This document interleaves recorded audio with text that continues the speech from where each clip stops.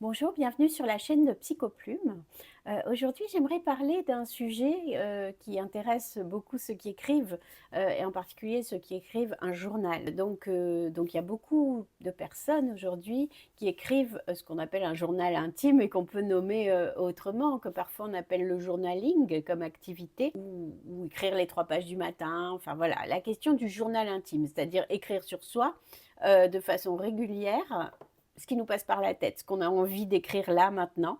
Et je voudrais non pas parler des effets positifs du journal intime ou du journaling qui sont évidents. Et j'en ai parlé dans d'autres vidéos ou dans des articles de blog. Mais je voudrais parler, est-ce que grâce à ça, au journaling, au journal intime, on peut vraiment se rencontrer soi-même? Est-ce qu'on rencontre finalement des mécanismes qu'on ne peut pas dépasser, des mécanismes de défense, j'entends? Est-ce que finalement il y a quelque chose autour duquel on tourne, mais qu'on n'arrive pas vraiment à dépasser complètement? Ou est-ce que finalement le journal intime et cette introspection régulière qu'on fait seul suffit à aller chercher déjà beaucoup, beaucoup de choses? Je voudrais poser cette question, voilà, quelles sont finalement les limites de cette activité qu'est le journaling ou l'écriture dans un journal intime? Voilà ce que je vous propose un petit peu d'explorer aujourd'hui. N'hésitez pas à vous abonner à la chaîne, ça soutient l'activité de Psychoplume. Et puis, bien sûr, à dire dans les commentaires juste en dessous quelle est votre pratique du journal intime et si vous en voyez des limites et lesquelles. Donc, le journal intime, qu'est-ce que c'est, hein, finalement?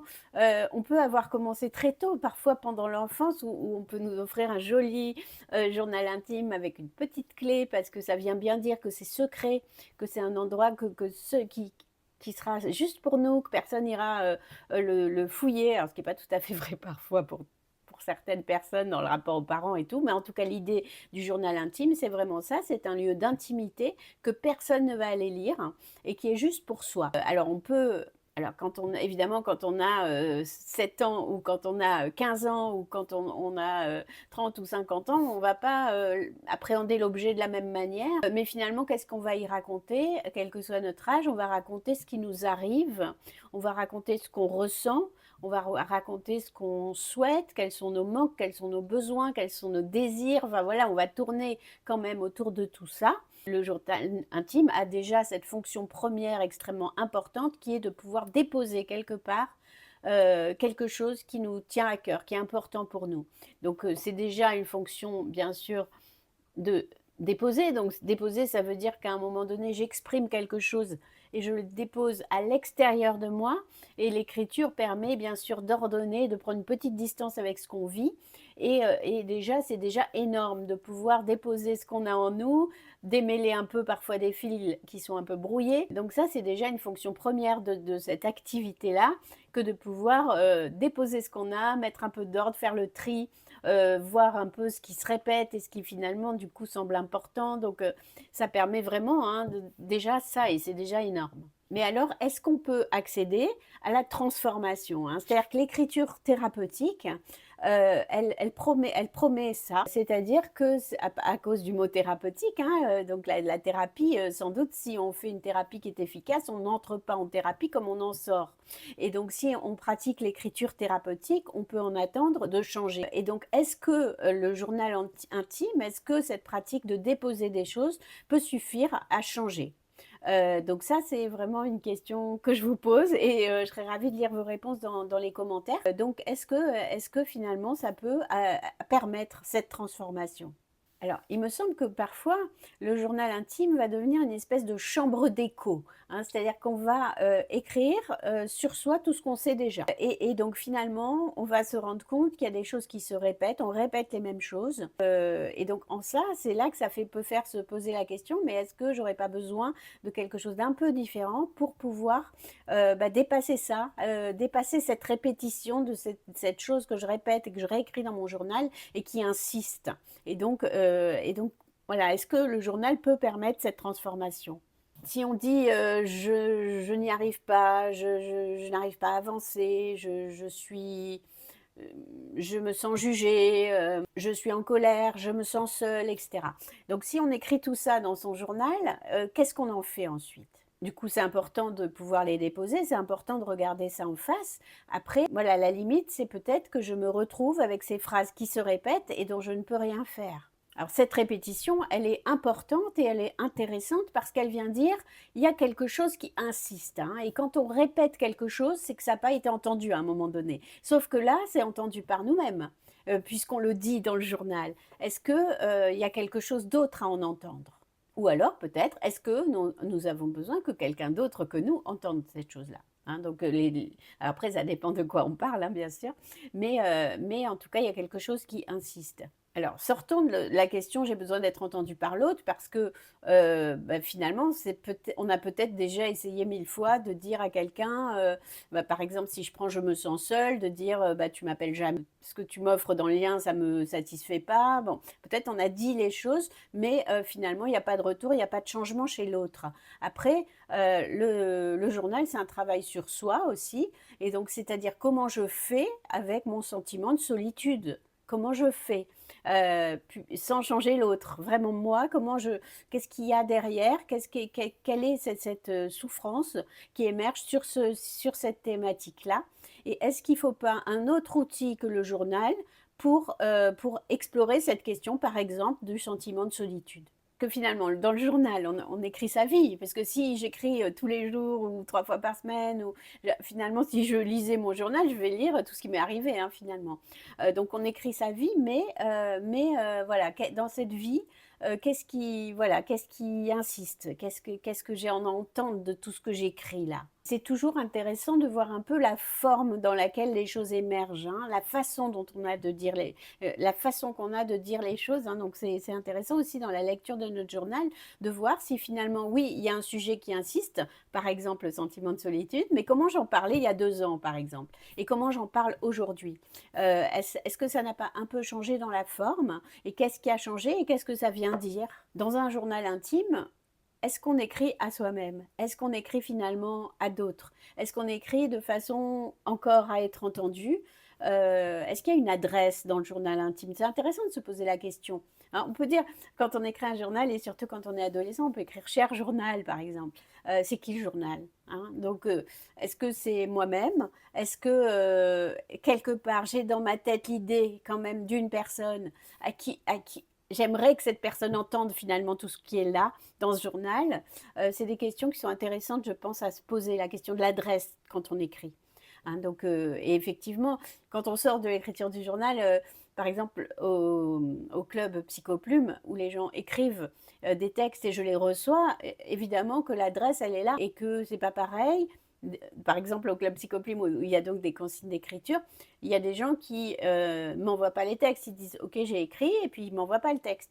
Et puis il y a des gens qui m'envoient les textes, je fais un retour sur les textes. Donc c'est déjà une adresse, hein, c'est déjà je me parle à moi-même et en même temps je parle à quelqu'un là qui va entendre quelque chose, hein, de ce texte.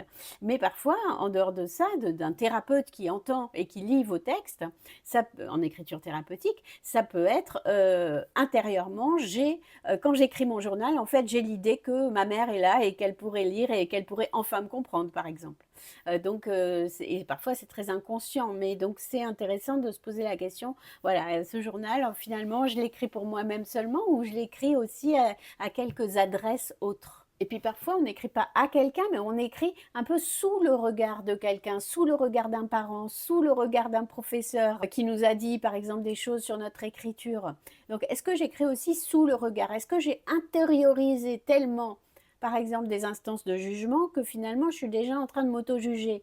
Donc ça, c'est intéressant aussi, hein, de voir ce qu'il y a en nous comme personnage interne qui peut-être vient nous bloquer dans l'écriture.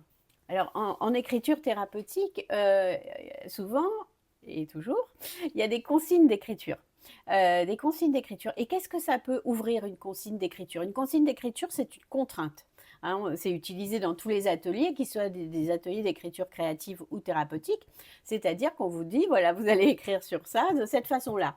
Donc c'est une contrainte, c'est pas forcément très agréable les contraintes, mais en fait cette contrainte d'écriture, elle vient vous chercher là où vous ne seriez pas allé peut-être naturellement. hein. Et en plus, vous pouvez la détourner, hein, c'est juste un déclencheur, mais en fait, elle vient vous chercher là où vous iriez pas naturellement parce que en fait, dans l'écriture de votre journal, il y a pas de thème. C'est vous qui créez les thèmes et donc c'est déjà, du coup, c'est des thèmes qui sont conscients chez vous.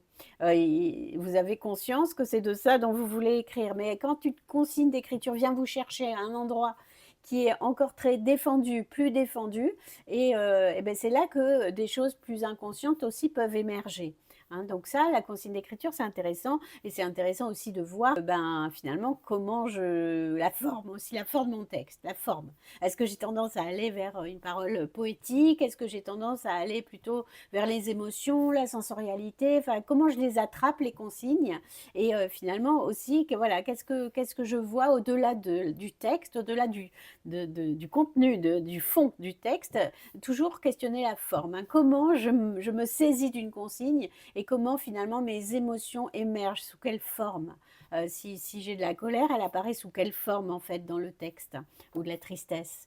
Donc ça, c'est intéressant de voir ça aussi. Et la consigne d'écriture met ça en lumière, en particulier quand on écrit en groupe dans des ateliers où on voit que sur une même consigne, eh bien, il y a des manières d'aborder qui sont extrêmement différentes dans les formes aussi que prennent les textes. Si on avait l'idée de passer du journal intime à un carnet d'exploration, par exemple. C'est quoi un carnet d'exploration? Donc sur mon site Psychoplume, il y a un e-book gratuit qui s'appelle 30 jours de journalisme, donc qui permet d'écrire pendant 30 jours avec des consignes d'écriture, et il y en a même d'ailleurs bien plus.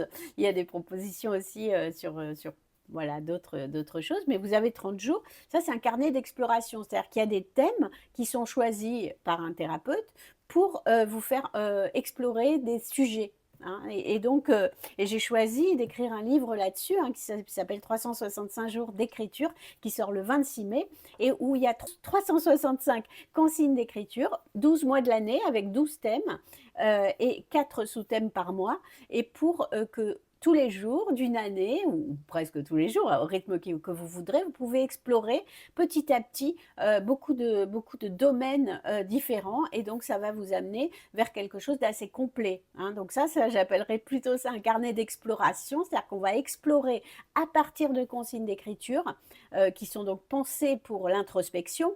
On va explorer tout un tas d'aspects de notre vie psychique, de notre vie intérieure, qu'on ne serait pas allé chercher tout seul. Donc le carnet d'exploration, il me semble qu'il est très intéressant, et c'est pour ça que j'ai voulu vraiment en créer un qui vous facilite les choses pour aller, voilà, avec des thèmes, d'être guidé avec des thèmes pour pouvoir aller au bout d'une exploration intérieure forte.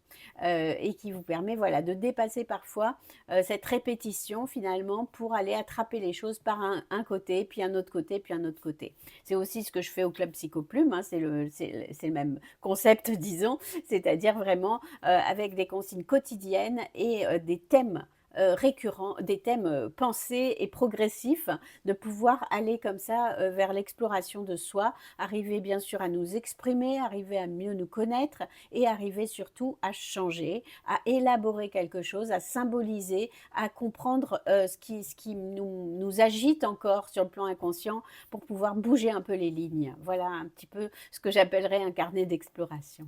N'hésitez pas à me dire dans les commentaires si vous pratiquez le journaling, ou avez un journal intime. Je sais qu'il y a des personnes qui n'aiment pas trop ce mot anglais. Moi, je l'aime bien parce que le ing là donne l'idée vraiment de cette continuité d'écriture. Donc, si vous avez cette pratique, est-ce que vous en percevez des limites ou pas?